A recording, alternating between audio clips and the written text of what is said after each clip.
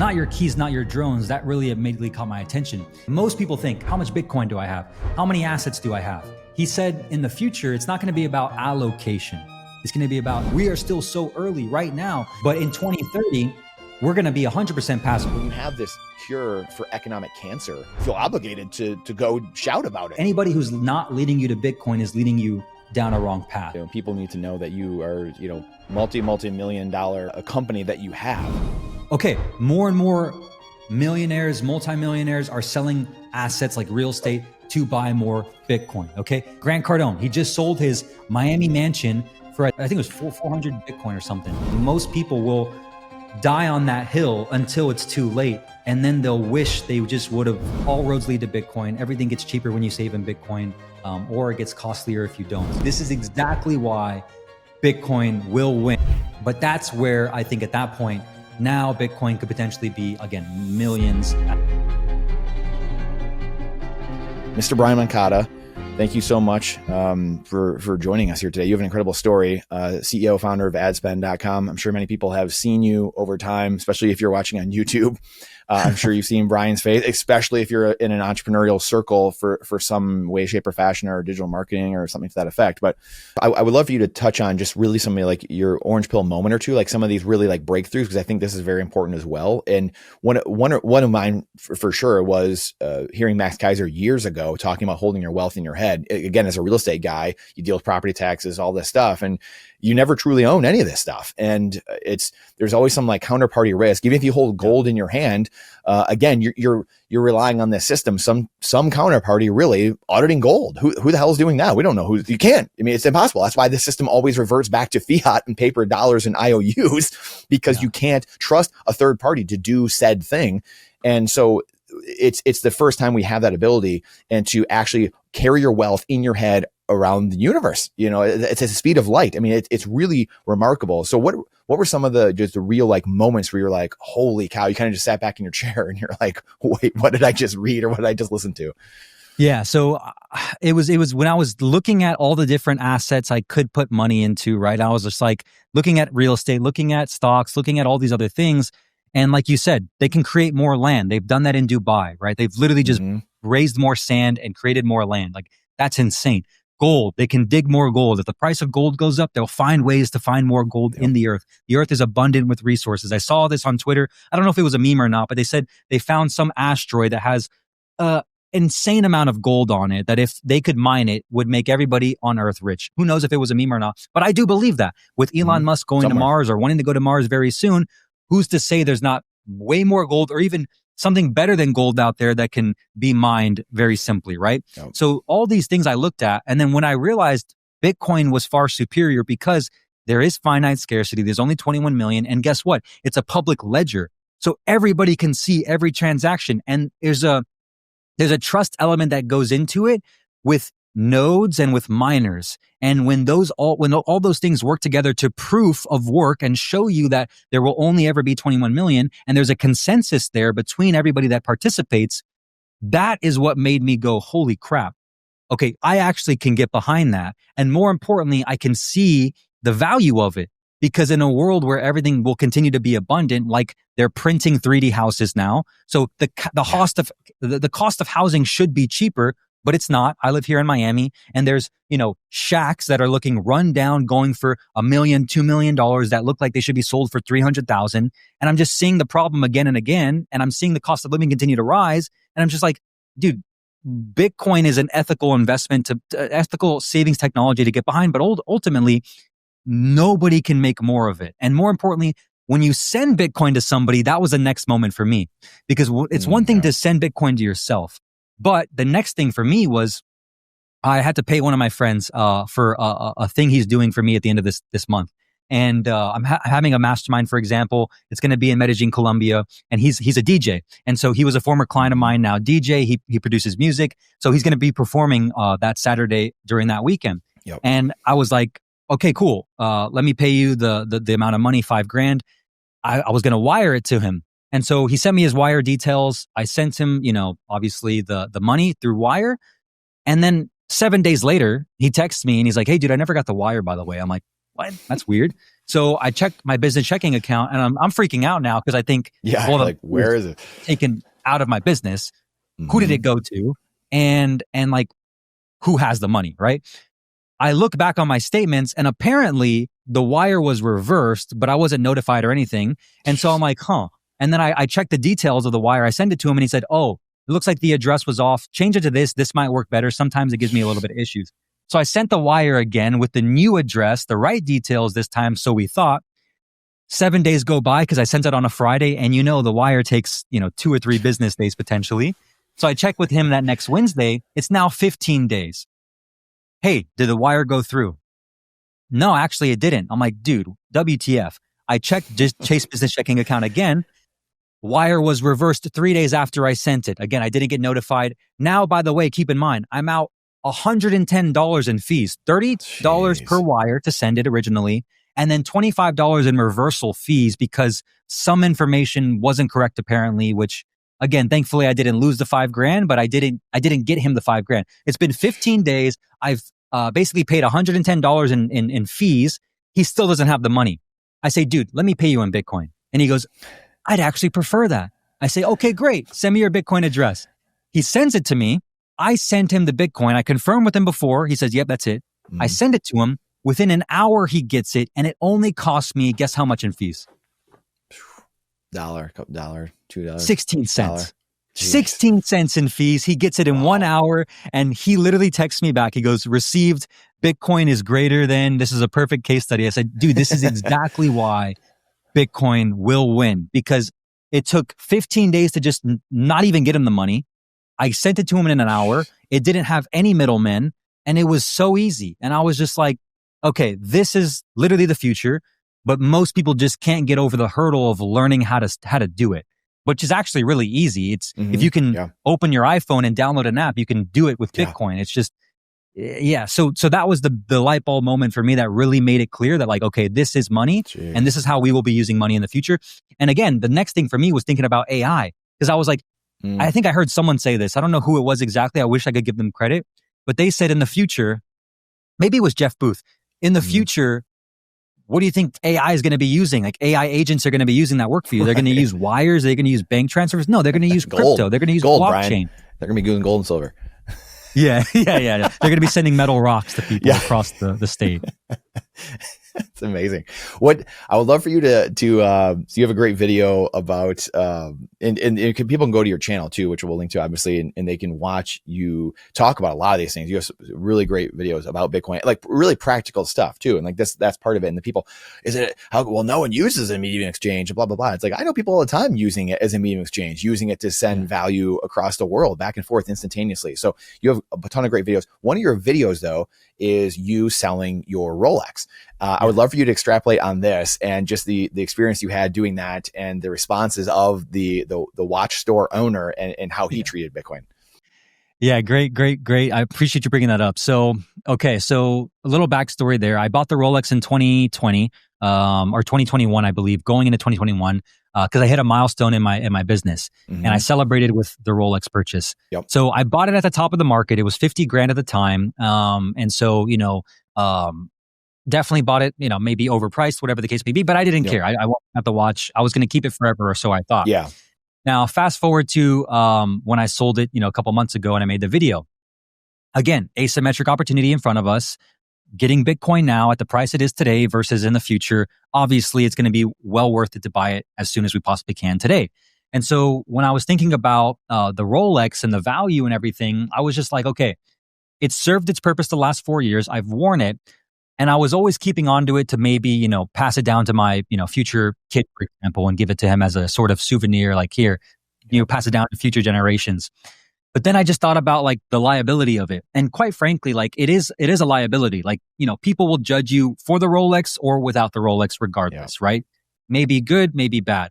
But my wife and I also want to travel, a lot more, and bringing the Rolex, like airport security, they could potentially dig into it. I don't know, for example, right? Or going to a different country, it's always a liability on my wrist. It was always just this weird feeling of like, I didn't want to move it. I didn't want to bounce it as well. So long story short, I come to the conclusion, like, I actually want to sell this because I know the value that I can get for Bitcoin today if I sell it and I can buy Bitcoin. And I know the value of Bitcoin, depending on who you listen to, I know it'll be more in the future. So long story short, I go to sell it. Obviously, I documented it in that video. And, the watch store owner quotes me basically 35,000 or 36,000, I think. No, actually 35.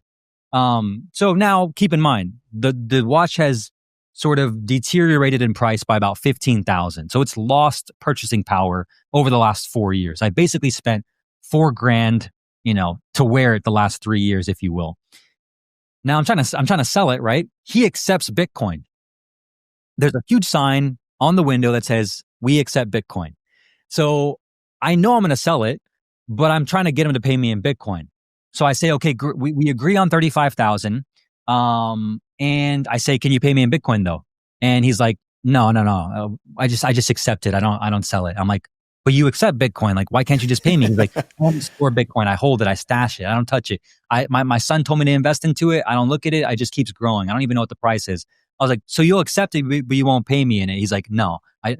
Right then and there, immediately during that conversation, I knew. I was like, okay, this is one of the best decisions I'll ever make, because this guy who literally makes his money selling luxury watches, which people still believe are good stores of value and are worth something, won't even sell me a stack of his Bitcoin to pay me because he believes it's worth way more and he wants to store it.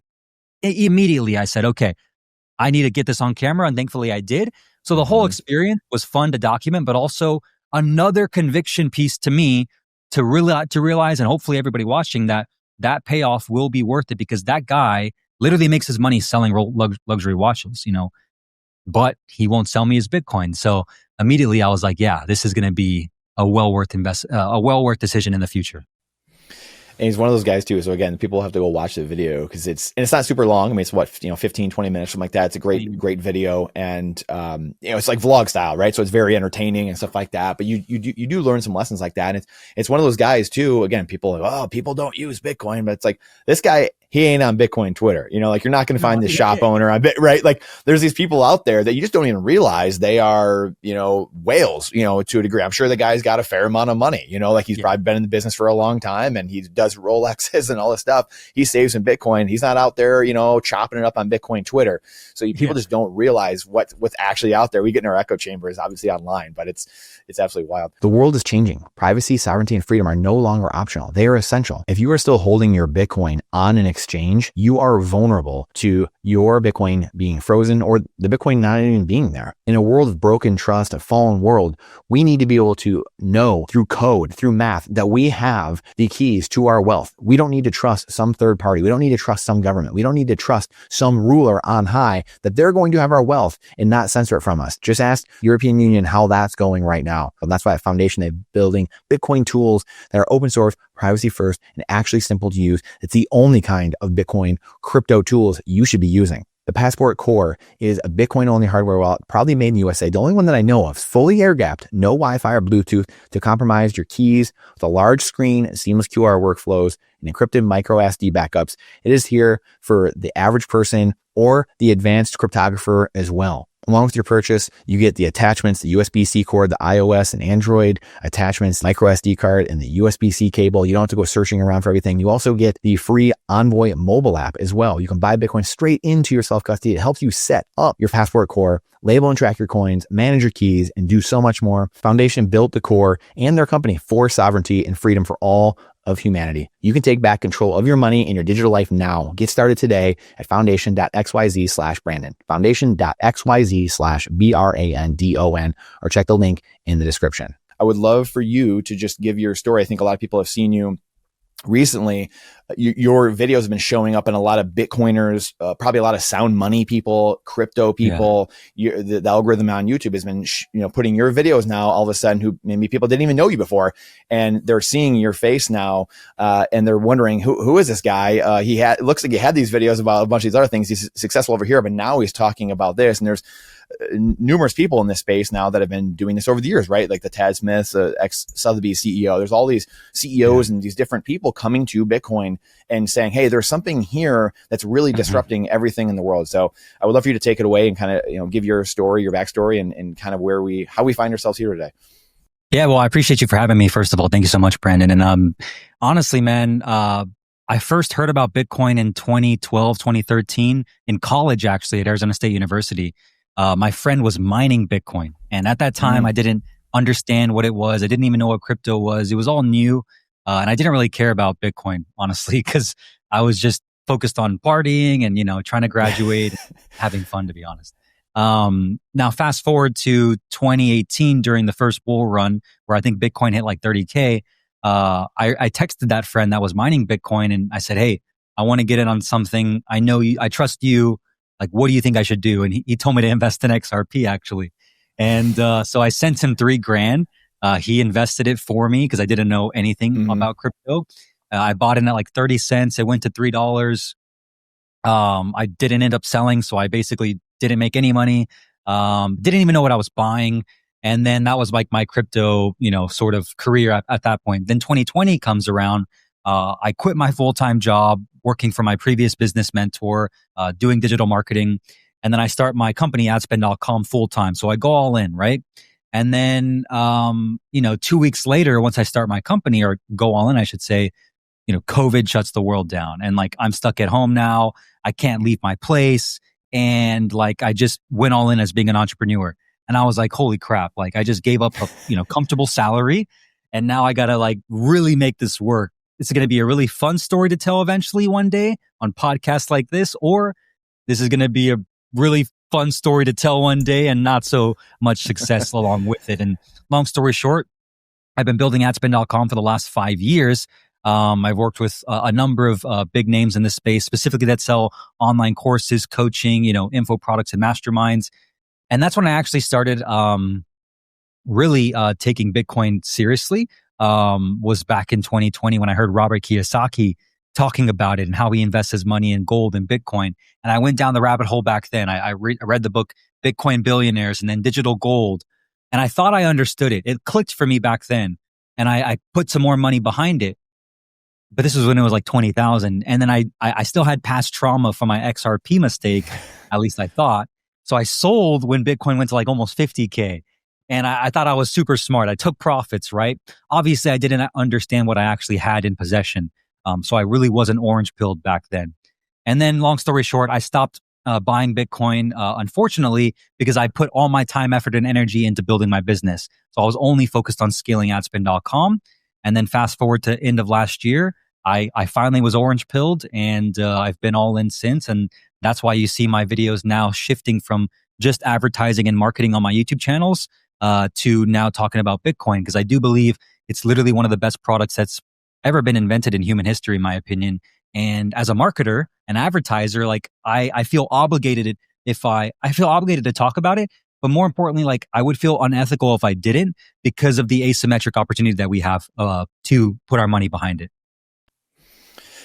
It's so incredible. And again, people need to know that you are, multi-million dollar a company that you have. And so there's some true authority and credibility here. And so it's funny, like you and I got connected just through YouTube comments, and, I've seen your stuff over the years, and then you started grokking, Bitcoin. And the comment I made was, you have my attention now. Like I won't pay attention to a business owner really unless they understand Bitcoin. And there's so much nuance to that, but Bitcoin really starts shaping and shifting everything in how you see the world. Like it starts really opening up 99% of the world. We don't want to know everything, obviously, but 99% of the world, where you feel like the red versus blue politics, and people on those sides only see maybe 30, 40, 50% of the world as it is. And so you start getting up these layers. How has that shifted just everything? Like you said, your content is shifting, how you're getting paid. I've seen, videos. I would love for you to kind of just touch into just the effects it's had on your life, just really starting to grok Bitcoin and understand what's happening, and how you see it shifting your business now, but how you see it really shifting in the future as we go forward here. Yeah, great question. Like you said, so, my company has done pretty well the last 5 years, except internally, I've always felt this pressure. And I think most entrepreneurs are sort of like that. You probably feel the same way. It's like, if we're not consistently growing, like we feel this sort of anxiousness or worry or stress. Yes. And it felt even more so before I actually went down the rabbit hole and got orange pilled, because I felt like I was just really on this hamster wheel. Like I was scaling my business. I was making good money. I had a team and all these things were doing really well, but internally, I just felt like this nonstop pressure that like I have to perform or I have to show up or I have to do all these things. And I'm doing really well. But internally, like I still feel anxious. I still feel stressed. I still feel worried, and it's never good enough. And what I realized was it was because unknowns to me, I didn't actually understand like how money works and what money actually is. I didn't know like the difference between, Bitcoin, for example, or fiat currency. Like we were just told all our lives, like these paper dollars are worth something. And so we strive in our lives to accumulate as much as we possibly can, which is what I was doing in my business, trying to get out of scarcity. But the reality is like what Bitcoin taught me more than anything was like, yo, dude, like you can actually put your money in something that won't be manipulated, can't be confiscated, can't be duplicated, and more importantly, will continue growing in purchasing power. That gives you more peace. And this happened especially at the end of last year because, my wife and I were pregnant. We were about to have our first daughter. She's 3 months now. So having that first child on the way really made me take a step back from my business and really analyze the next, for example, 30 years of my life. I'm 31 now. I was 30 before we had my child. So it was like, okay, I've done this so far in my life. What do I want the next 30 years of my life to be? What do I want to build? What impact do I want to make? And so Bitcoin for me honestly taught me a few things. The first was peace, because before then I just felt like I was just anxious all the time. And I just was on this hamster wheel, and like, people call it the fiat roller coaster. That was me. And ever since I put majority of my money into Bitcoin, now I have this sense of peace, and I don't care about the price today versus 15 days ago. And people are freaking out today. Doesn't matter to me. It's like one Bitcoin will mean one Bitcoin in the future. And so it also opened my eyes to like how the money and the Federal Reserve and banks actually work, and the problem that creates for us as humans every single day. For example, my parents are almost, retired at this point. But I see the situation that they're in, and it pains me because I know their savings have been devalued over the last however many years because they've been storing it in dollars that can be printed. And that really upsets me. And no one taught us these differences while we're growing up, not even college. I graduated from a major university. I didn't learn the difference between, real money, for example, versus fiat currency. And so, yeah, man, it's really made me very conscious about my message, and more importantly, how I operate my business. Like you said, that comment caught my attention on YouTube, which you left because I was like, oh man, like I've been watching his podcast ever since I was orange pilled. But more importantly, these are the types of entrepreneurs I want to start working with, people that also see the world from my lens now, the same lens as me, which is, okay, most people still don't understand what this is. They don't understand the problem that's happening, but they're experiencing the symptoms. Their cost of living's rising. Their business savings is deteriorating if they're not saving it in other things like Bitcoin. And they're going to continue feeling the same feelings that I was feeling unless they find a solution. And that solution, obviously, for us and for me was Bitcoin. And so that's just a little bit of it. Obviously, I can keep going, but I hope that answers your question somewhat. Yeah. So I would love for you to unpack it even more here, because I think this is what's important to really extrapolate on, which is the dynamics, the power, the shifting of the wealth transfer that's coming with just through the demographic shift that's coming as the baby boomers and the silent generation literally sunset here over the next 10, 15 years. And there's transfer. But at the same time, again, the comment, it is tough because it's Bitcoin. When you say Bitcoin nowadays, it's like a 4-letter word to a lot of people, right? And in emotion, money is psychological, and there's a lot of negative connotations for the average person, unfortunately, because fiat has broken their back, literally and figuratively, over the decades. So most people don't even want to talk about it, right? Most people don't even budget. They're just like, whatever, F it, So it's like, and unfortunately, when you actually get Bitcoin, you realize that like the number go up part is what gets people in, but it's like such a little part of the whole scheme and what's actually happening. And it's like the scales falling from people's eyes and seeing the world for what it is, following the money instead of following the science, things of that nature, like who's paying the scientist to say these things, right? So you start learning, oh my gosh. So I could sit here and rant on for hours about it, but I would love your take on just what are some of these shifts? What are some of these ahas over the last year or so where you're like, whoa, like you said, I want to work with these type of people, or I want to surround myself with these type of people who are actually seeing people clearly. And there's a rarefied air of people in the world. Most, like you said, the thing that with capitalism is like, it's not the problem with capitalism. It's a problem with the money underneath of capitalism. We have the sandy layer that we've built capitalism on top of, the fiat currency that just dissolves and destroys capitalism. So you have this world where it's like, capitalism harder, bro, work harder. And so like, exactly, how do you work harder when my money keeps eroding? You know, and this is why young people want to go to socialism. They want to go to communism because they don't understand. They conflate the two. So anyway, I would love your thoughts and just unpacking some of this more, because there's so much more that goes into just grokking Bitcoin, understanding it, than just like, oh, number go up, bro, which we all get lumped into the crypto crowd of like, you guys just want to pump your fiat bags. It's like, no, that's not it at all. So I would love for you to kind of touch on this. Yeah, good point. Good point. So for me, one thing that I'll unpack first was, like you said, it's not about making more money. Like people, like you have a skill, you can make money, you can use it to make more money. Sure. That's like the first part, right? But the problem I realized, especially with a lot of clients that I work with, they're great at making money. They're good at marketing. They're good at sales. They have a good product. The problem is the money they're making is broken, right? And we don't realize this. And so they're caught up on that same hamster wheel that I was talking about, right? But they don't actually understand the true root issue. And so I don't think they actually care either, because they're making this fiat currency and they think it's actually going up, or they think that it's actually giving them what they want. But then the problem really becomes, which is what clicked for me. Okay, I have the money, but then I have to invest that money. Okay, I've already taken the risk to create a company, to hire a team, to build a product and service, to work with clients, to spend my time building this company. I've taken the time to do that. I've risked my time to do that. I've gotten paid in value to the proportion of the market that I've served, right? And now I have to risk that capital that I've already acquired, and I have to then invest it. Why do I have to invest it? I have to invest it because I can't just save it, because like most people say, once you go down the rabbit hole, it's like you're holding melting ice cubes. The money that you're holding, if you just save it, is literally a melting ice cube. It's going to continue to melt away, and your 4% APY in an Ally high yield savings account isn't going to do anything when the federal government and the inflation rate is actually closer to maybe 10, 12%, depending on who you ask, right, on any given day. And so what happens is then you have to then risk that capital, invest it in another risky thing. Well, for example, what can you do? You can look at real estate, for example, and do multifamily. You can invest in a single family home and rent it out to a person, for example. You can put it in stocks and bonds. You can put it in gold, for example, and all these other things. And I looked at all these assets or these investments, and none of them really clicked for me.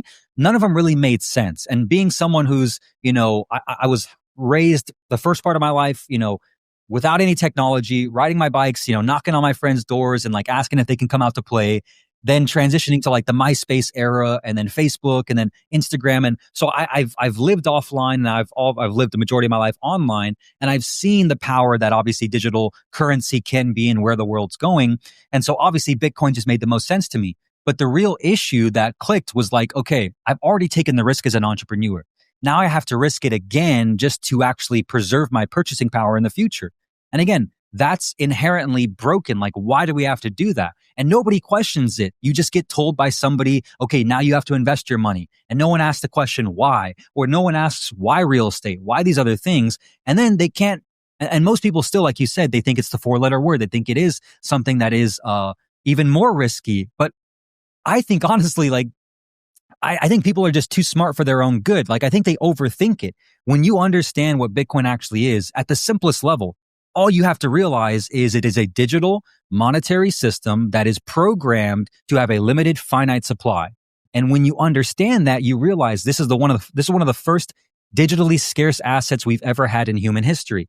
And there will never be another one like Bitcoin. And so when you understand that, you realize, okay, it's actually riskier to not put my money in this versus to put my money in this. Because as you were saying earlier, where the world's going, I believe, especially with AI, it's going to get even crazier for people that aren't actually investing, or I should say, saving their money in a technology like this to preserve their purchasing power in the future. So it really opened my eyes to like the problem with, the monetary system, and more importantly, why the rich get richer, the poor get poorer, but more importantly, how Bitcoin can actually fix a lot of these issues. Because man, I especially like you, we were talking earlier, you have kids, I have my first daughter.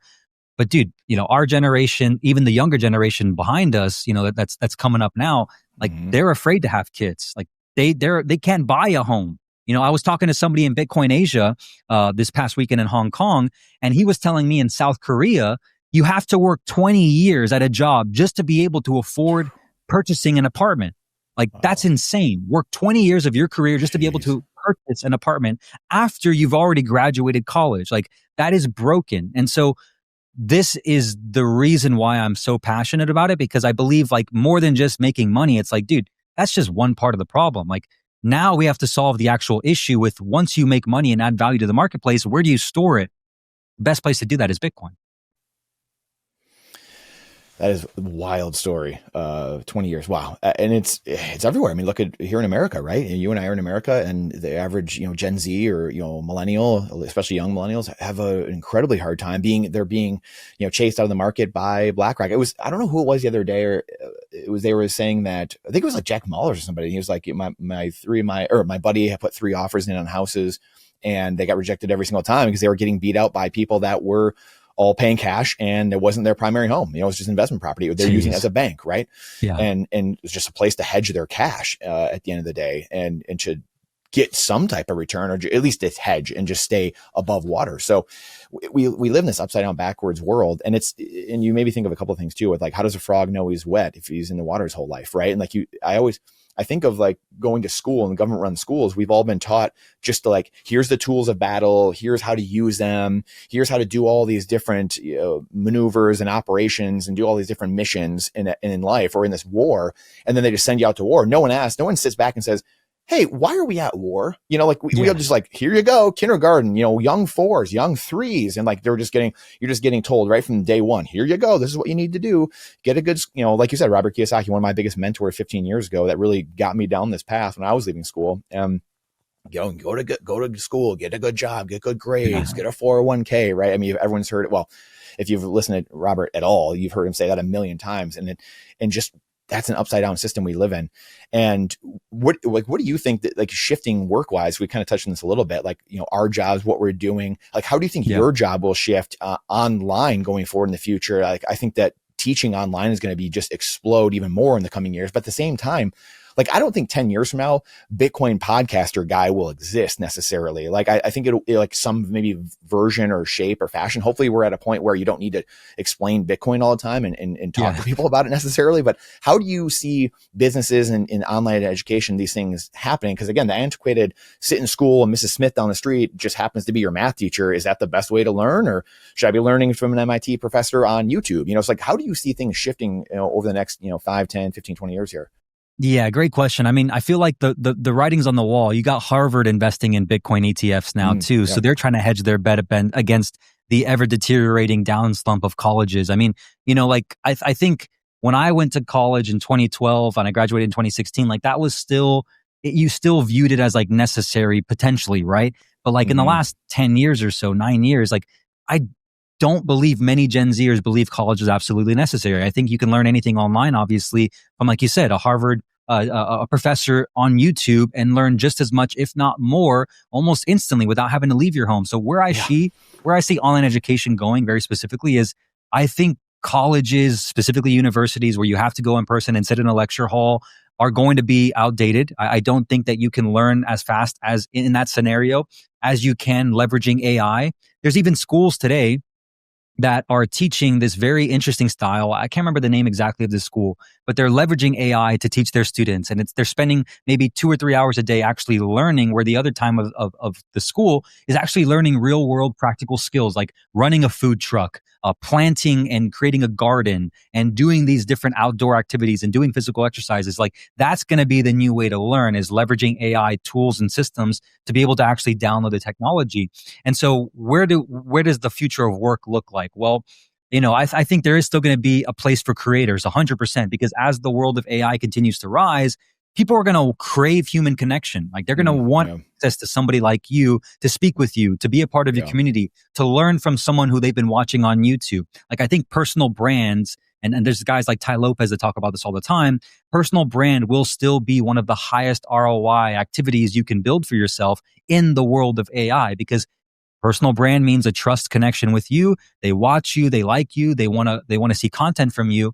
And then you can also leverage AI to make your life easier with posting and scheduling and uploading, obviously.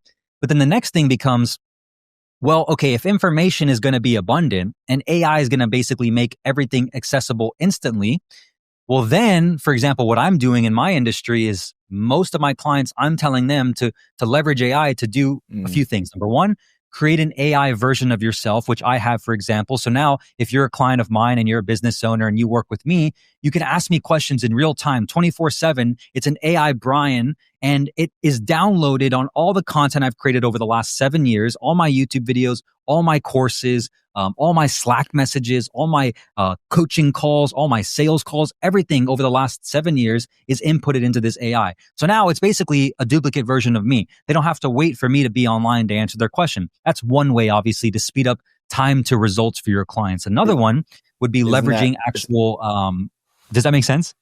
Yeah, no, I was gonna say, wasn't that like Hormozy's big launch they just did? Wasn't that like the genesis that like it was all surrounding like an AI him in essence? Like, here, all's my stuff, blah blah blah blah, whatever. I'm pretty sure. Yeah. Yeah, exactly. It's just like eventually, it's like to make a long story short, it's going to be eventually a SaaS business model that most online businesses have to adapt to, where then the real actual like high ticket or the highest access they can get is literally working one-on-one with you or getting access to you in person. Yeah. So it's like, SaaS-based business models are going to be the new education, in my opinion. And you're seeing that with like someone like Hormozy, where they can license your brain and ask questions to you in real time on a subscription-based service, which makes it cheaper for everyone to get access. And then the real high ticket becomes in-person events, masterminds, weekly coaching calls with you. So it just makes everything easier, in my opinion, for most creators and content, coaches on there. So I think that's just a brief glimpse. And I think, again, Bitcoin can obviously hedge against a lot of that disruption because you can't print more of it. AI cannot obviously, make more Bitcoin, obviously. Now, quantum computing could be an argument we can go down as well. But I think right now, obviously, it's very far from that ever happening. Yeah, exactly. And again, the beauty of a decentralized system, anti-fragile system is, people can, there's people already thinking about it, right? I mean, if you go in and really want to go down the rabbit holes, there's obviously there's already Bitcoin developers and people already going down those roads and planning for that exact thing. So yeah, it's an amazing world that we are truly entering. What do you think? And it just makes me think of just a lot of this that people like. And again, like you go back, you feel like there's so much information out there. To your point, like you're saying, information is just right at people's fingertips. And it's like, how do people not see just the money being broken? How do you not see that? And I just go back to, again, the frog in the boiling pot, and just people like peaceful slavery, like they just like being, like how do you know you're wet if you're in the water? And these things, these psychological tests are, people just kind of like brush them off like, okay, like whatever, it's like these things are so powerful. And that, life is a story as you tell yourself, and a collection of 8 billion people and the stories they all tell themselves. That's what life is. Everything you are learning in this episode is completely moot and does not matter if you hold Bitcoin and are still leaving it on an exchange or sharing keys and your KYC information with a third party. This is your wake-up call now. You are only self-sovereign if you alone hold the keys to your wealth. 100% self-custody sounds daunting at first. Believe me, I lost 2 years of massive gains over a decade ago because I was worried about taking the few minutes it took to understand self-custody. And that's exactly why you need to talk to my friends, Tony Yazbek and his team at the Bitcoin Way. We just interviewed Tony recently, has over 80,000 views, an overwhelming response. People love his story and the simplicity he shares of how easy it is to custody and take ownership of the greatest money we've ever seen. They'll train you to do it right the first time. Head on over to thebitcoinway.com/Brandon to schedule a free 30-minute consultation today. Their 5-star rated service is exactly what you need. Quit sitting on your hands like I did and get started today. Again, that's thebitcoinway.com/BRANDON. Now that you have the professional team in place, you need the professional tools to store your generational wealth forever on a titanium C plate. Your 12 to 24 words are your generational wealth. That is the key for your Bitcoin, no matter where you are in the universe. Go to Stampseed, code Brandon at checkout for 15% off store-wide. This withstands fire, flood, nuclear fallout. We shot hockey pucks this thing. Don't become a statistic and put your generational wealth in paper. Go to Stampseed now, code Brandon at checkout for 15% store-wide to secure your generational wealth forever. My journey was very similar to yours in the sense of I was doing real estate for 10 years, left playing hockey and, went down the rabbit hole of real estate because of Robert Kiyosaki and then started learning Bitcoin, learned what money was 15 years ago and reading books, Creature from Jekyll Island, all these, like, what was money actually? And then you start realizing very quickly, oh, there is a game, there is a scam being played on all of us. That's, you start pinpointing, wow, that's how they're controlling everyone. That's how they get everyone fighting red versus blue and politics to distract everyone from what's going on. And it's like, how, when you have this cure for economic cancer, you feel obligated to go shout about it. If I have this cure for this disease that's ravaging the world, why would I keep it to myself? And that's I think the thing that a lot of people just don't understand. And it's like you said, it's almost like you're too smart. Humans have been trained over the years through government-run education, or just smart beings in general, where it's like, it can't be that easy. And it's what's the Occam's razor or whatever, like the simplest answer is almost always the right answer, Exactly. So, right. And so that's, you go back to, it's this responsibility that you feel. And for me, it was, I left my real estate business, fired myself, and had to get rid of numerous employees because I knew that old fiat world, I couldn't put any energy there anymore. And I had to be in the Bitcoin space. I didn't know what it looked like, 3 or 4 years ago. I didn't know what that looked like, but I just had trusted God and said, hey, I need to be over here and I need to put my time here. And the last thing I'll say too is I think about, not having time. Like John Taylor Gatto has these great books about homeschooling. He was a teacher of the year, won the teacher of the year in the state of New York in the early 90s. And he would get up and give these speeches basically trashing the government school system, and which is wild because he kind of had these realizations at the end of his career. And he would talk about things like homework, where homework was designed to control you while you weren't even in school. You'd be in school for 8 hours, but how could they control you outside of school? Well, now you don't have any time to go talk to your based, Uncle Brian or your based Uncle Brandon. Like and it's literally what he says in the book. And he's just like, yeah, there's no time for a young Johnny to go and talk to crazy. I've never heard that It's before. insane. It's absolutely insane. And so he has some incredible books. The Daniel Prince actually was the first Bitcoiner that ever had me on a podcast like 4 years ago or 3 or 4 years ago. And he is a massive homeschool proponent. And he always says his job, or your job as a parent, is to not have your kids be brainwashed. And so it's not to like learn math or like learn any of these things, which like you just illuminated. We have AI, we have all these things that can do these things for you. So your real job is just to be a critical thinker and just be a thinker and someone who has common sense. And that's just been stripped out of all of us because we got to cram all this useless knowledge into our head day after day, 10 hours a day. So, anyway, what's funny too, is you mentioned Creature from Jekyll Island, right? And one of my friends, who I, one person I know, and he's a friend of mine, when I mentioned that book, and how I was reading it, the first thing he said, he was like, I never read it because I heard it was written by a conspiracy theorist.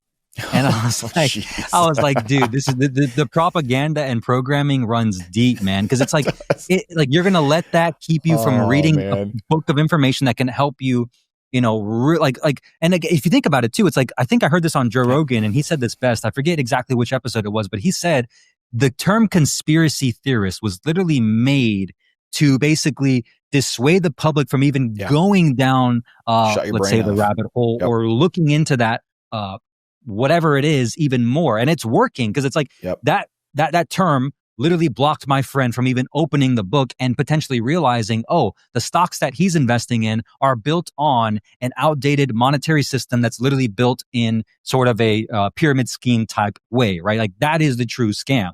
So it was just crazy to me that when you mentioned that, I thought about that because you're right. People that are too smart for their own good sometimes, and they're so set in their ways. And what's funny, you mentioned this about the time thing. I was on the plane actually ride back from Hong Kong, from Bitcoin Asia. Mm-hmm. I was sitting next to this guy and we started talking, and obviously naturally Bitcoin got brought up and he was asking me what book I was reading.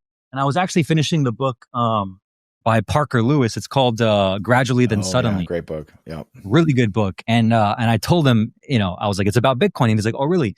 And we started talking about it. And, he doesn't really understand Bitcoin. I can kind of tell. He's telling me about XRP and, there's a lot we can talk about that. But, long story short, he gets done telling me, like, I learned about his story. He basically travels like, man, almost 7-8 months out of the year. So he's only home like 4 months and he's going to different countries, and his son is 19 years old now. And he's flying back home to meet his son's girlfriend for the first time. And like that guy, he told me the one thing that he sort of regrets and he realizes he can't make back is the time he didn't spend, seeing his son grow up and spending time with his son. And the whole time I'm just thinking about what kind of a paradox is this, right? Someone who's trying to sort of argue with me about why Bitcoin is not truly Bitcoin. And there's a bunch of things he said that I won't repeat because it's just honestly crazy, outdated things. But he's the problem that he experienced in his life was not having enough time. And so he's doing all these things to spend more time with his son, but it's actually causing him less time spent with his son, which is just insane to me. And so the whole time I'm just listening to him speak and I'm just like, Bitcoin literally fixes that. Like I'm able to now have the time, like you said, with my daughter and see her grow up from, 0 to 3 months old. And obviously until she's, 18 years old, and Bitcoin will allow me that time. And so I just think it's insane how people can just not not take the time out of ego or whatever it is and just listen to conspiracy theorist or whatever Bitcoin is, the 4-letter word like you talked about, and just it prevents them from actually understanding the problem they're experiencing can be solved if they just took a little bit of time to drop their ego and actually learn more about a subject they might not know about. It makes me think of so many more things. I mean, it's again, like Bitcoin being your finite time and energy. It's the only asset on earth. I remember like 3 or 4 years ago, I was on a bunch of spaces and it just like dawned on me. It was like, it's the only, and you mentioned Warren Buffett. It's like the best trade you could ever make is trading your finite time for a finite asset. And we haven't had that. There's zero assets on earth that are truly finite. You can make more land, right? You can put a bunch more sand in the sea. They do it in Dubai or, in the Middle East right now, right? Like you can get more gold and silver. You can find, but in Bitcoin, you can't. It's the only place you cannot find more. And so it's the perfectly paired trade of your finite time with a finite asset. You can't, why would you trade a finite time for an infinite currency or some other infinite asset, quote unquote. So it's like you start to like melting your mind. Like you said, humility is a thing that keeps coming up too. And I had that noted actually too. It's funny you keep bringing that up, but it is a truly humbling experience when you start realizing my job might not exist 6 months from now or a year from now or 10 years from now. And most people you can tell, like when Peter Schiff talks, or I had Tom Luongo on the other day, and great guy, he's talking about XRP. And I think the banking system is really going to use that. And even Matt Hogan, I had Matt Hogan on, and he even talked about you can't discount the network effects of human relationships and what they're going to push on people, which I agree with all those things. And I understand that. And I think that the big difference, and I'm going on some different tangents here, but the big difference between a Bitcoiner, like number one, like Peter Schiff, you can tell some of these guys just haven't put in the homework. Truly, I've known Bitcoin since 2011 and blah, blah, blah. It's like they haven't put the work in. You can tell very quickly, like you were saying, we brought up Robert Kiyosaki. Kiyosaki is someone you can tell, I've watched him over the years increase his education. And he talked about it very rudimentary, 5, 6, 7, 8 years ago. And now he's much more versed. Is he at a level where he's put in 1,000 hours or 5,000 hours? Maybe not, but he's getting close. And you can tell by their language people use of where they are in their education journey. And that's a very humbling experience when when you're ahead of some of your mentors in certain areas. And these are very real, like objective things. You can say, wow, like I'm actually ahead of that person in this area. So it's very humbling from both angles. So I think the humility aspect is something that I never in a million years would have expected from Bitcoin, and just understanding there's so little that you do know. And there's so many games, like you said, the conspiracy theory thing, like that started, to my knowledge, it started at a certain event that happened in 1963 with an American president, and the New York Times, I believe, was the first time with the intelligence agencies here that put that out into the New York Times and started labeling people conspiracy theorists, so that way no one would look into what actually happened in essence. And so, like you say, why don't shut your brain down? Like these are these psychological mind games that have been played on us for 150 years, which are, these guys are elite at psychological warfare at these mass levels that we can't even comprehend. They've been training and practicing on the militaries and then now on the population. So like they have this stuff down to a T to light people's brains on fire. So, humility is the thing where people have to have this humility in order to really grok what's going on. And that's where you can tell the people that are at that level or not, and how they're talking about Bitcoin. And I think that's the thing to me that really is striking when you listen to the average person talk about Bitcoin, whether they will or not, or how far down the rabbit hole they've gone or not. It's humility. Yeah, I think it's humility. And then also I think it's the sunk cost fallacy, because you brought up a couple good points right there, right? Like, for example, I think the guy that I was on the plane talking to, for example, that was telling me all these things, I think he believes he missed the boat. And he actually said that a couple times when we were talking. He was like, I think he sees XRP or any other coin, for example, as being a cheaper alternative to be the next Bitcoin without actually understanding how Bitcoin actually works. And so a lot of people, I still think, believe that. They see the price of, whatever Bitcoin is by the time someone watches this video, they see that and they're like, I've missed the boat. And so they automatically think they automatically believe they have to invest in some other cryptocurrency that doesn't have the same properties and doesn't have the same exact finite scarcity as Bitcoin. And so they think they've missed the boat. So that's one, basically camp that most people, I think, fall into. That's why they invest in Ethereum and all these other things. I've known plenty of people that I've talked to over the last 6 months that are in that camp right there alone, that believe they missed the boat. And then you have the sunk cost fallacy, I believe, which is like, in my opinion, I think that might sum up Peter Schiff, because again, when I was questioning everything, I was like, okay, why is someone as smart as Peter Schiff, brilliant guy, throwing stones at Bitcoin on every podcast, at every conference? Like he seems like a smart guy. Like what does he know that I don't about Bitcoin?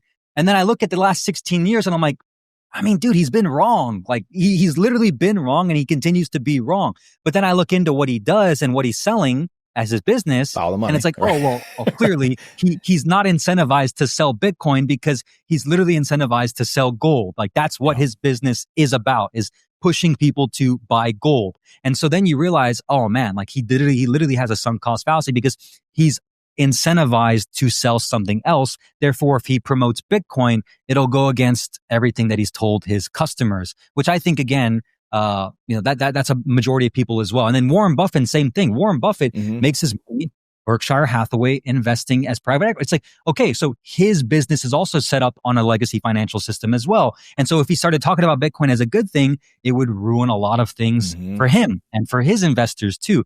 So then you start actually, like you said, going down the rabbit hole of these other guys that are throwing stones and don't actually put the time, effort, and energy in, and they're not incentivized to promote it. And there's a guy named CJ Johnson, Wealth Squad Chris on Twitter. He's really good. He talks about Bitcoin a lot.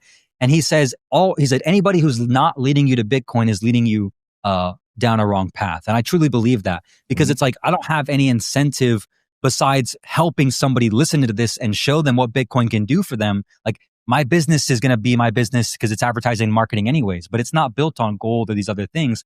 So I think it is a lot of sunk cost fallacy for these guys, but I didn't realize that early enough. And then when I started looking into it, I was like, okay, they literally just can't talk about it because it would ruin what they've built over the last few years. Honestly, we could have hours of conversation just on this topic alone, because I think this is the most fascinating part. I'm actually going to be talking to Jeff Booth in a couple of weeks, and this is the genesis of the whole talk.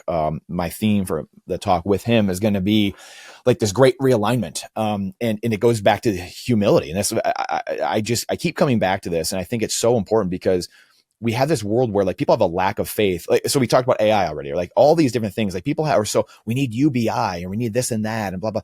It's like, where's the faith gone in society and just each other or ourselves or confidence? Just be like, you know what? I might lose my job, and I'm going to, darn it, I'm going to go find something else better to do. And it's like, we always got to like subsidize or like, try to do some artificial stimulant into the economy to, or we're going to raise the minimum wage. We're doing all these like artificial things to jack up the free market, when it's like, guys, if you just saved in Bitcoin, or if you just had real money, you could, life would keep getting cheaper. You could be out of job for 2 months or a month or 3 months, and it wouldn't matter because life was getting so cheap and you keep getting ever cheaper. You wouldn't have to have a job for 3 months. And then the realignment aspect of, well, guess what? We don't need 10 million MBAs coming out of university every single year. We need more guys swinging hammers, which ironically we do. Obviously, we need more skilled trades. And this realignment of the market, we don't even let the market tell us where people are needed. We just get, spewing out, like everyone knows that WTF happened in 1971. I'm sure that listens to this podcast. It's, showing the explosion of hospital administrators and lawyers and all these people that, what are they doing? Financiers that are just arbitraging the market, and Blackstone and BlackRock buying up houses from the average guy and girl. It's like,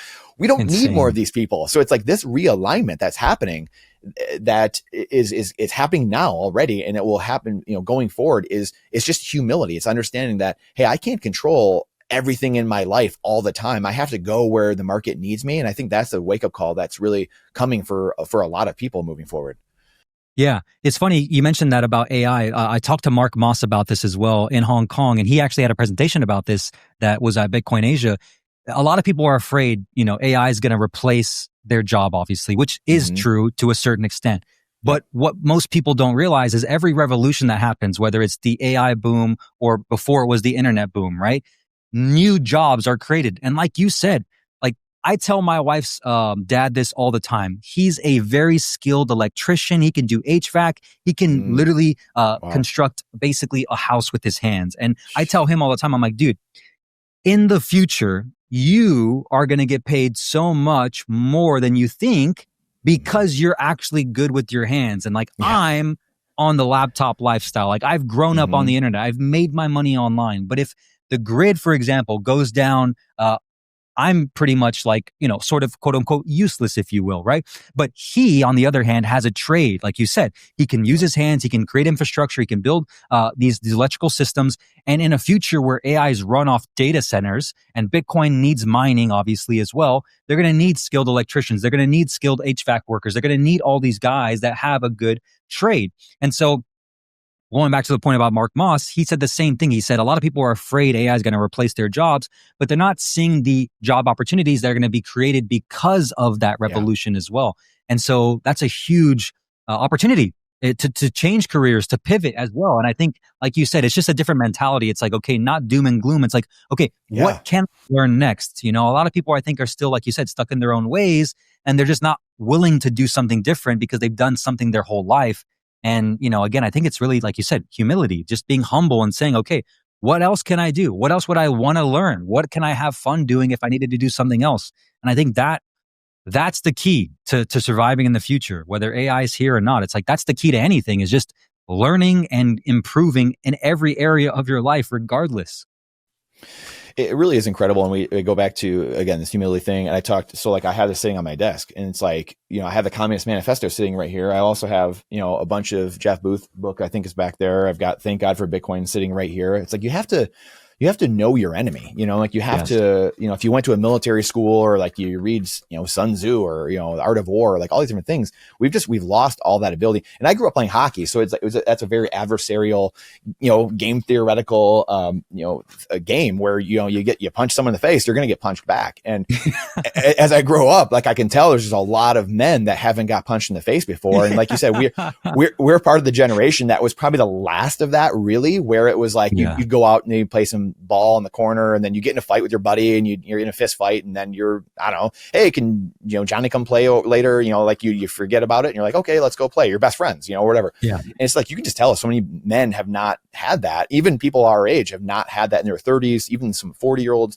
And it's like, you got to know the accountability and responsibility of give and you shall receive. If you're keyboard worrying things and you're just typing all these comments and think there's no pushback, it shows up in, mass civil unrest and things that are like, it shows up in these other areas that like it squirts out another way. But like, I think of like, the 45 communist goals of that were read into the Congress back in the 60s. And it talks about all these things of breaking the family, breaking the nuclear family in America, doing all these things, discrediting the Constitution, discrediting the founding fathers.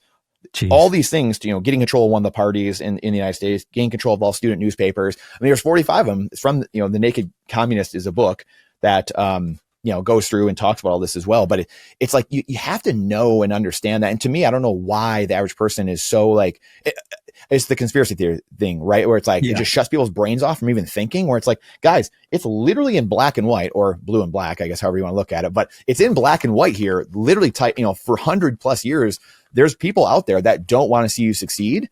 And people just whistle by the graveyard, like, like whatever, it is what it is, and then they look at us like we're crazy, and Bitcoin's a 4-letter word. And it makes you want to lose your mind. I don't get it, Brian. Yeah.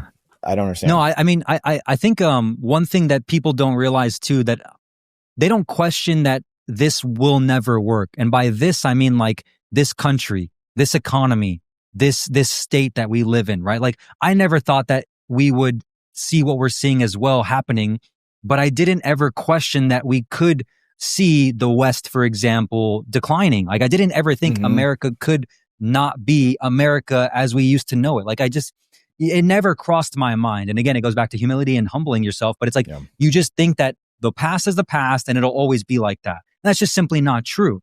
And like you said, I don't think a lot of people actually have humbled themselves. Like I know, training mixed martial arts myself, like the most people that look like they cannot kick your ass, for example, like those are the guys that you do not want to mess with. But on the street, you would probably try to pick a fight with them. But in the gym, those are the guys that are like the killers. And it like humbled me very quickly because I'm like, holy crap. If this was like a public setting, for example, like I would not even think that this guy could fight. He's not a purple belt in jiu-jitsu. He's not a good Muay Thai striker, for example. But then in the gym, he's like a killer of all killers, but he's the nicest guy you'll ever meet, right? And it's like that also humbles you. And so I think, again, like the topic of this is just goes back to like understanding, like you said, who's the enemy.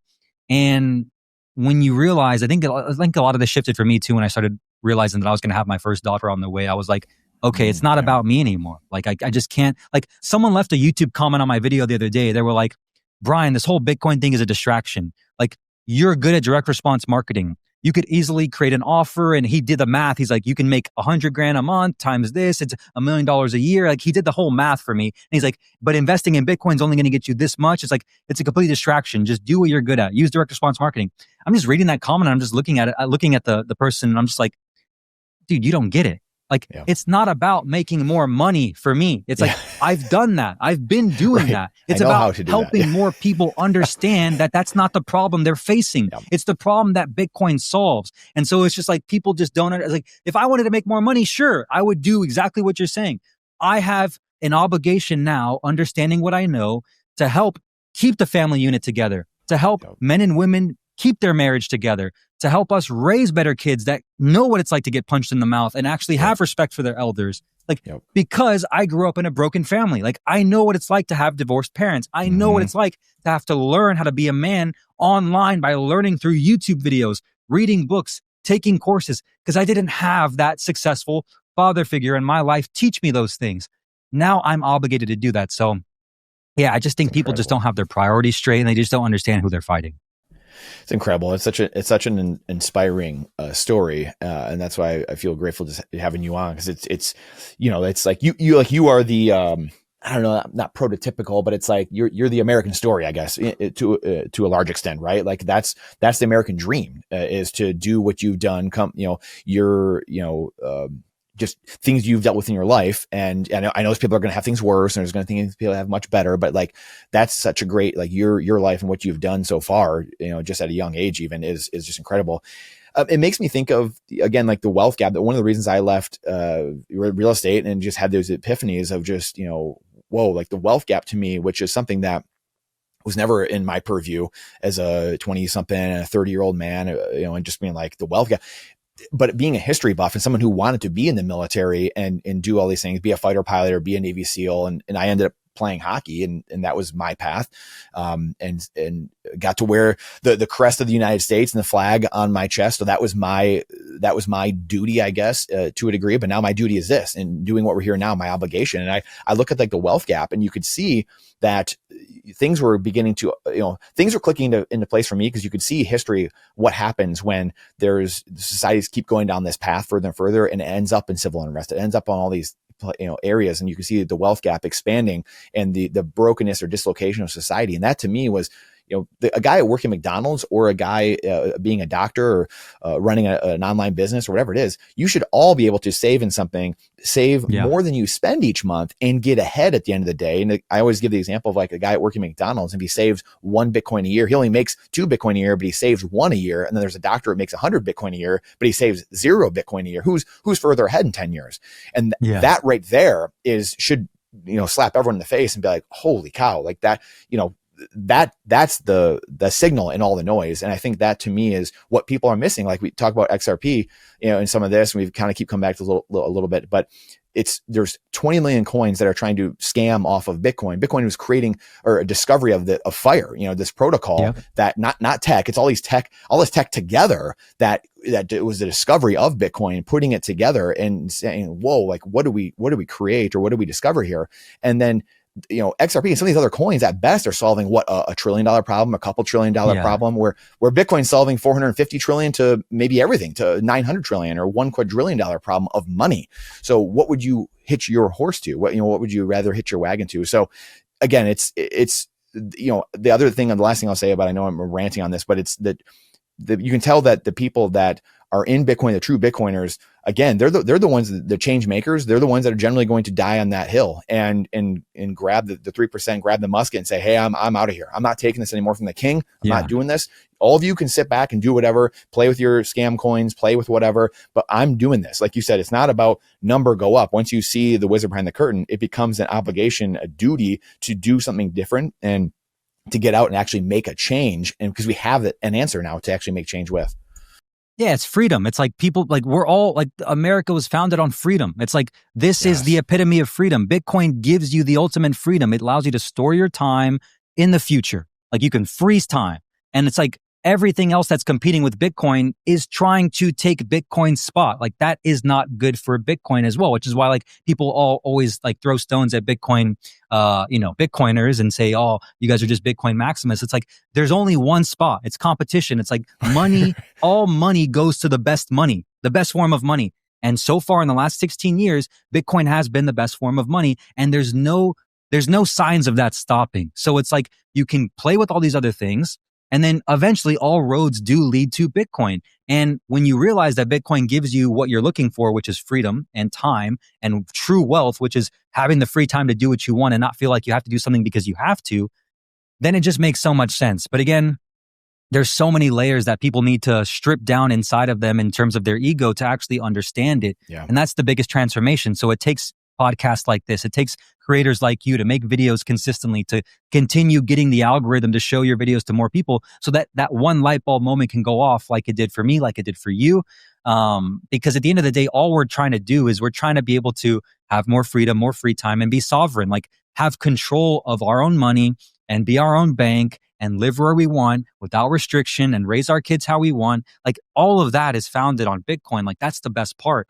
I just don't think, that's why it's like, it's so funny because people think they're late, but like even me coming in at the end of last year, I'm like, dude, I'm so early. Like I am so early. Like we are still so early right now because people still believe all the things that we've thrown stones at this entire podcast.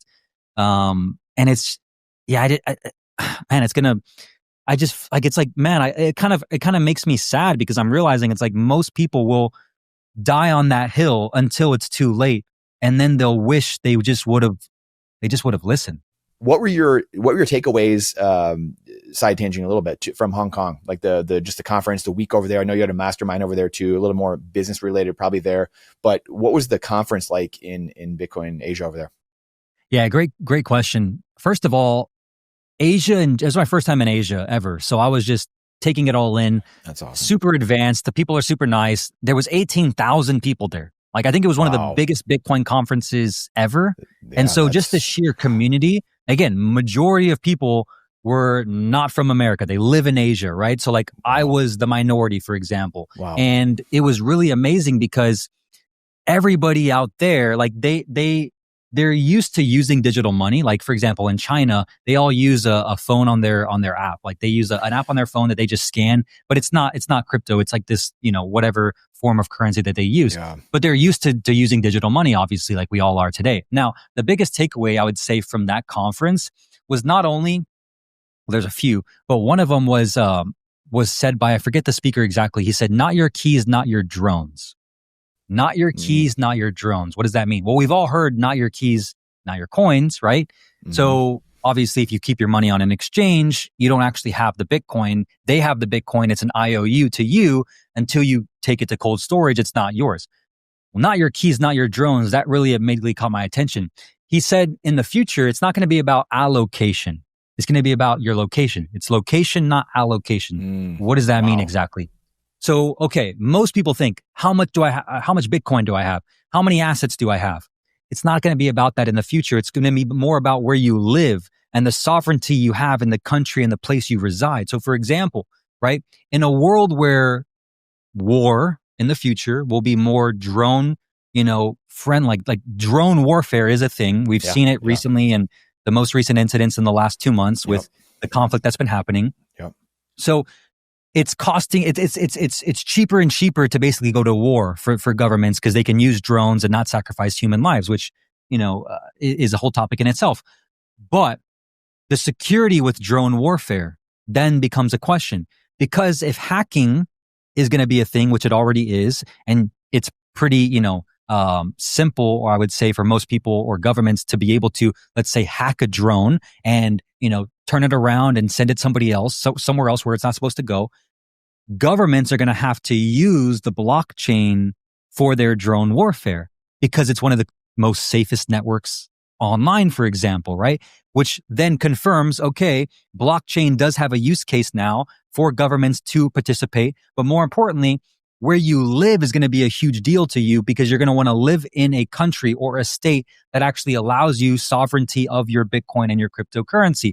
So they named a few countries, for example, they named, like, for example, UAE potentially, Asia, obviously, because they're embracing cryptocurrency, and maybe, states in the US, for example, like maybe Miami or Florida, for example. So you're going to want to have multiple options because, again, doesn't matter where you have Bitcoin or how much Bitcoin you have. Obviously, Bitcoin allows us to travel from country to country and have our millions or however much you have stored in your head potentially. But if the government decides to restrict that access in some capacity, well, now you're still in the same spot. So location, not allocation, was a big one for me. That's incredible. Yeah, that's definitely an eye-catching caption or headline. So I've not heard that. That is brilliant. I love it. That's definitely the future for sure. Yeah. What are your thoughts on just price in general? Just going forward. I mean, it doesn't have to be now. I think people are getting very antsy.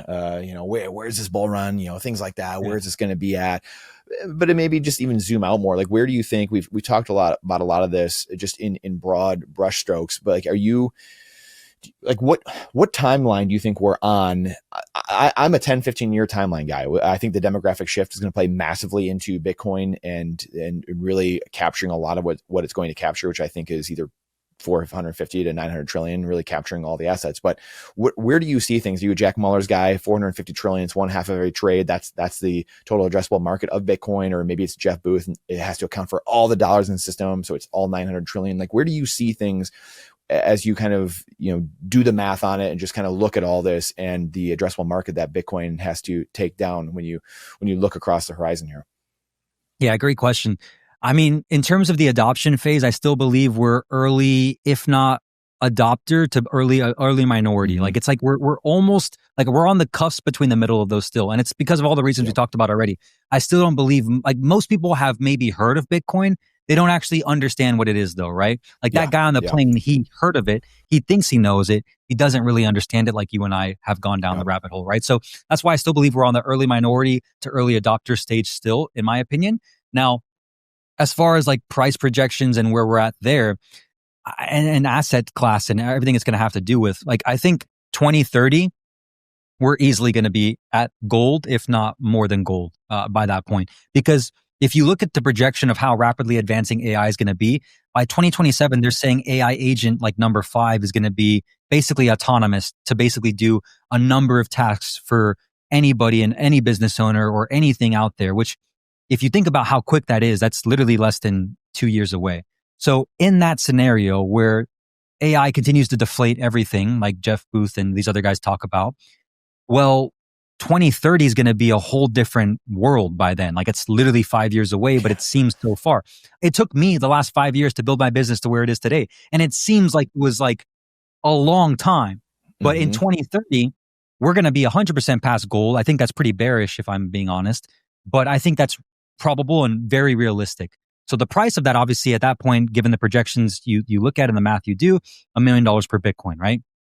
2035, I mean, you see the other day, Grant Cardone, he just sold his Miami mansion for, I think it was like 400 Bitcoin or something like that, or 40 Bitcoin. I think it was 400 Bitcoin or something. Yep. Okay. More and more millionaires, multimillionaires are selling assets like real estate to buy more Bitcoin. Okay. And that's starting to happen more and more every single day. Again, by 2030. So I think my prediction's pretty bearish, $1 million by 2030.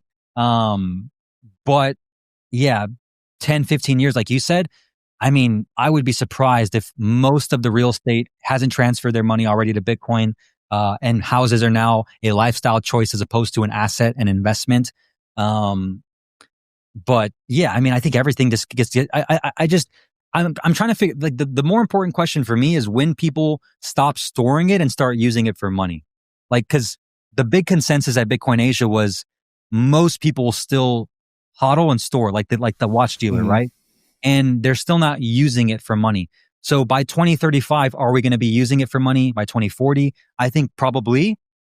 But that's where I think at that point, now Bitcoin could potentially be, again, millions Yeah. at that case. So yeah, I mean, either way, it's like, I think 20, 30, a million by minimum for sure. Yeah, it does feel like that. It just feels like that in the sense of, unless we have massive black swan events, which, you know, good or bad black swan events can happen to a degree where it's like fear and greed, you know, kick into humans. And Yeah. we had the Canadian trucker stuff, you know, like all these events that really orange pill a lot of people, and really, so like you hope you don't have that. And if we don't, then yeah, like you said, I probably think it's probably 15 years or whatever, where you have like this generational shift where people are starting to like, why are we using this old stuff? And then at that time, you have a lot of adoption where people are just like, well, I've got this Bitcoin, like I should probably use it. So it feels like that for many reasons. And it almost, hopefully it is that way, right? So we don't have massive black swan, civil unrest, like all kinds of crazy things happen that if people all adopt it tomorrow or like in a year, like next year from now, then that might not be great for humanity, for society. Things, you know, probably a lot of bad things are happening. So yeah, you can't rush it either. It's like if it hit $1 million in the next 4 months, think about what the world would look like if that happens. A lot of bad things would happen. Like most people, like, so like as bullish as I am, I'm also realizing the amount of things that have to change before that happens, which is good and bad. Like you said, Bitcoin is anti-fragile. Like it'll learn from all of these events. So there has to be downturn. There has to be this, you know, sort of these bad things that happen, because Bitcoin, we know what it's going to happen when it does. Like it always comes back and it always works more in our favor. But I don't wish, I mean, as bullish as I am, I also know the problems that it creates for a majority of people in the world that aren't on this boat now, this life raft, if you will. It is incredible. And again, like there's, the big thing is, it's a finite asset, so the price can spike up quickly, and it can do these things and gap up and continue to do these wild things. And that's why I think humans aren't good at, right? We're not good with exponentials. We're not good with these things and understanding that these things can happen. It might come back down fairly rapidly too, but it doesn't mean that it won't go to these, you know, go to 1 million in the next year or the next, you know, couple, you know, months. Like again, the probabilities that happening aren't great, but it's possible. And I think that that's what humans are trying to wrap their mind around right now, and to really understand what Bitcoin is and what a finite asset truly is. So we're in that explosive exponential phase, you know, and eventually it won't be like that 30, 50 years from now. Community is the number one most important thing in a survival situation. And newsflash, you're human, so you're in a survival situation. October 10th through the 13th is your island retreat. Camp Nakamoto, brought to you by Mass Adoption. I will be speaking there. Nellie Brunel, Mark Moss, Larry Lepard, David Foley, James Lavish, BJ Dichter, Luke Broyles, Michelle Weekly, and many more will be there to have fun. Lots of games, activities, Kettleman's Feast, crab bakes. There's going to be everything you can imagine in this beautiful part of Northern New Hampshire. We look forward to seeing you there for 15% off tickets. Gentile 15, Gentile 15, Gentile 15. There's only a couple dozen remaining out of the 100 plus that were available. So get them now. We look forward to seeing you in October. How do you think that Bitcoiners, Bitcoin businesses, you know, even content creators, I guess, like you kind of touched on it a little bit, I think, but I would love for you to extrapolate on how can Bitcoiners start utilizing some of this technology, you know, some of the things you guys are doing in your business to start getting better at you know, telling stories, or just, you know, getting this education out to the masses so that people can be informed. Because I'm of the mindset, and again, people I'm sure have heard me say this many times, but this is just one of my things, is 3%. We only need a couple percent of humanity to drag us across the finish line and change and understand that the fiat currency that steals from you is not the way to go. And as soon as a couple percent change that mindset, the story they tell themselves are like, oh, I'm not using this currency that steals from me anymore. I'm actually going to use money over here. Then everything changes, right? The iceberg flips. So how can people in our space, I guess, start utilizing these tools to their advantage to start helping educate people better? Yeah, I think the first step is a mindset shift, right? So for me, for example, I had to drop my ego. Again, you know, in the Bitcoin space, you'll hear this talk to a lot about people. Like, Bitcoin destroys your ego. Why? Because it makes you question everything you've ever thought you knew that happens in the world and the way the world works. So for me, for example, when I finally was orange pilled, I was like, I was questioning everything. And I was actually thinking like, I was literally, I remember having conversations with myself and I was like, dude, am I crazy? Like, am I the only, like, what doesn't make sense about this? There has like, I have to be missing something here. Why has 95% of my friends that are also business owners and entrepreneurs, why aren't they talking about this? Is like, am I literally am I early or am I just like crazy? Like it was literally an ego test for me. And the more I just kept learning and going down the rabbit hole and doing research and reading books and learning how the monetary system works and learning what money is and what money isn't, I just confirmed all those questions. And I was like, no, most people don't ever question this. But I'm here taking a step back from the business and actually looking at everything objectively and saying, okay, what is this? And why haven't I got this yet? Why have I missed this? So I think the first step is a mindset shift. You have to drop the ego. You have to understand you might not know as much as you think you do. And that's a big hit, especially for entrepreneurs and business owners, because we're used to having control of our lives, control of our time. That's why we built businesses, to have freedom, obviously. And then the problem is, when you find out about money and Bitcoin, it makes you question those things. And you just default to what you've heard. Oh, it's rat poison by Warren Buffett, for example. And most people respect Warren Buffett because he's obviously one of the most successful investors, obviously, of the last few decades, right? But they just objectively hear that and they agree with him. But they don't actually take time to learn what he might have missed, right? And for example, he's a lot older, obviously, so he doesn't really come from the generation being online and, maybe, for example, someone like myself who's been addicted to a game called RuneScape, and I've been, doing peer-to-peer, obviously, for a long time. So it just takes a little bit of a mindset shift and an ego first. And then the second thing is, once you have that mindset shift and you drop the ego, then you have to really think about, okay, for me, for example, it was, okay, like I want to talk about this because I was talking to my wife about it. I was talking to my friends about it. I was talking to everybody I knew about it. And then it was like, dude, why am I not talking about this to my audience on YouTube, to my followers, to my friends? And then it was, again, another ego test of like, okay, I'm going to sound crazy, but am I okay with that at the risk of knowing that I'm actually doing this to serve other people and help them? It's like, of course. So then it's, again, another hurdle you got to jump through. Do you want to publicly actually help people, or do you just want to privately do it and keep it to yourself? And I think once you understand what's actually happening in the world and you understand the problem, you almost feel like you can't stop talking about it. And I think that's something that everybody should embrace, because most people hold themselves back from doing something. And there's not enough Bitcoin educators out there, like you said. I think everybody has a different perspective. For example, some people might resonate with me that don't resonate with somebody else, or some people might resonate with you that don't resonate with me. That's why everybody's story needs to be shared on how they discovered it and what it's helping them do, because my story won't resonate with somebody that, for example, isn't an entrepreneur potentially, or doesn't have a business. Maybe they're just looking to obviously retire early, for example. So maybe my parents' story might resonate with them more, and how they're using Bitcoin to have an earlier retirement or actually have more money in retirement. So I think it's an ego test. That's the first most important thing, shifting the mindset. And then I think honestly, just talking about it. I mean, I just don't think there's enough people out there that are actually sharing enough. And I think they're afraid they don't know enough. And I'm still learning about Bitcoin. Every single time I watch podcasts or listen to your podcast, I'm still learning more, especially when it comes to Bitcoin. But I'm not letting that stop me from not sharing what I know now. Yeah, boy, it's with great wisdom comes great responsibility. Great power comes great responsibility. Yeah, incredible stuff, dude. Any last thoughts? Any last words of wisdom? Anything plug for the businesses? Just everything you have going on, your channel. Like I said, we'll link to all that stuff. But just incredible having you on, Brian. I could do this for hours. No, I appreciate it, Brandon. Thank you so much, man. I think the last thing I'll say is study Bitcoin. If you haven't already, if you're watching this channel, obviously you probably already have. Tell as many people as you possibly can, not because you want to feel like you're, promoting something that you don't believe in, but because you believe in it. I think that's the biggest thing. Like you said, we need education out there, proper education. Most people don't understand it. And I think that's why, unfortunately, a lot of people will end up suffering by not taking advantage of it today, because all roads lead to Bitcoin. Everything gets cheaper when you save in Bitcoin, or it gets costlier if you don't. So I believe we all have an obligation to talk about it. That's why your channel is amazing. And I appreciate you for having me on. And yeah, if you want to find me, go to the description, look at my videos, and I look forward to spreading more Bitcoin knowledge as well. Mr. Brian Moncada, thank you so much for sharing your time with us today. Thank you, sir. Appreciate you, man. Take care. If you like that episode, then you're going to love the playlist we put together for you with our most recent podcast with the top Bitcoiners, sound money, liberty advocates in the world. Go check those out here. We'll see you inside. You're going to love them.